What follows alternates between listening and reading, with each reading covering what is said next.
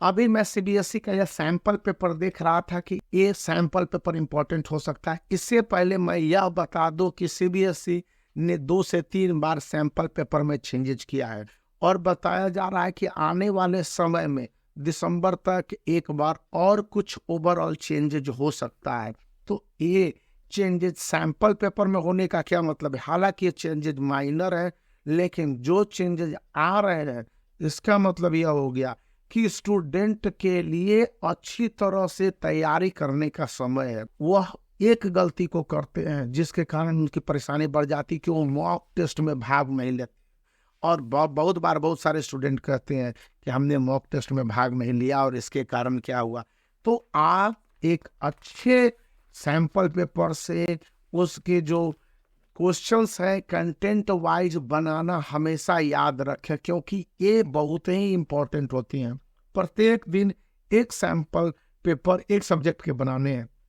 आप नहीं बना पाते हैं तो कम से कम 2 दिन में एक सैंपल पेपर को बनाइए। इससे आपको टाइमिंग का अंदाजा होगा और आपका अपना इवैल्यूएशन होगा। अब जबकि 25 नवंबर तक यह बता दिया गया कि सभी सब्जेक्ट के सिलेबस क्लास 10th के कंप्लीट होने चाहिए। ऐसा दुर्भाग्यशाली स्टूडेंट ही होगा और ऐसे स्कूल होंगे जहां पर के सिलेबस कंप्लीट नहीं होगा। तो ऐसे में जो क्वेश्चंस के सैम्पलिंग है और उसके आंसर्स है वो बनाने के लिए यदि आप जुड़े रहते हैं और बनाते हैं तो उससे आपके 3 बेनिफिट्स हैं।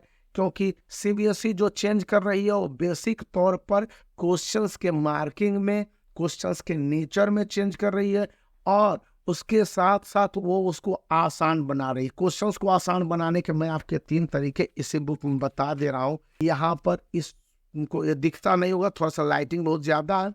तो यहाँ पर कहा जा रहा है फॉर्मल लेटर और फॉर्मल लेटर एजुकेशनल या एडिटोरियल है, इन दोनों में से एक ही तरह के आपके लेटर को चुन के बनाने हैं। अब चूंकि समय कम है, इसी तरह से लिटरेचर सेक्शन में आप स्मार्ट स्टडी कर रहे हो तभी ना काम चलेंगे। तो वहां पर जैसे his first flight plus Amanda, और वहां पर है कि Nelson Mandela long walk to freedom और ट्रीज फर्स्ट फ्लाइट से है। अब इन दोनों सिलेबस में है सीबीएसई क्लास 10th के इंग्लिश में, लेकिन किसी एक ही को आप टारगेट करेंगे। या तो his first flight plus Amanda को जाना है या फिर Nelson Mandela long walk to freedom और ट्री को पढ़ना है। तो इस तरह से चैप्टर और आपके कम हो जा रहे हैं। यही पर आपके नेकलेस है फुटप्रिंट विदाउट फीट से या थीप स्टोरी, इन दोनों में से कोई एक ही को पढ़ने हैं। और अगर आप इस तरह से पढ़ते हैं तो आपके जो पढ़ने के तरीके हो जाएंगे, बदल जाएंगे और यह काफी इफेक्टिव होगा। इंग्लिश की बात मैं कर रहा हूँ, आप हिंदी में भी देखेंगे तो बहुत हद तक ये सारे बदलाव लाए गए हैं। और जब ये बदलाव लाए जाते हैं तो आपको उनको अमल में लाया जाना चाहिए, क्योंकि यही एक सुपरफिशियल और सॉलिड तरीका है। जैसे कि हिंदी में ये बताया जा रहा है कि किस तरह से मार्किंग डिवीजन किया गया है मार्क्स को लेकर, और इसमें बताया गया है कि सिलेबस से भी कंसाइज करने और कुछ पार्ट को सेलेक्ट करके चुनने हैं।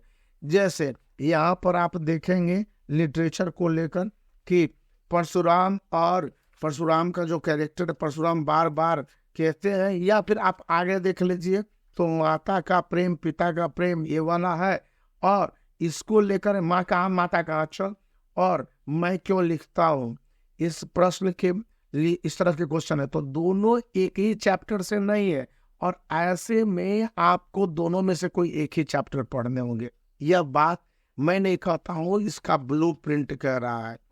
और यहाँ पर देखना है कि जैसे कि एक यात्रा वृत्तांत लिखनी है या भावार्थ लिखने हैं तो दोनों में से एक ही पूछे जाएंगे, दोनों नहीं पूछे जाएंगे।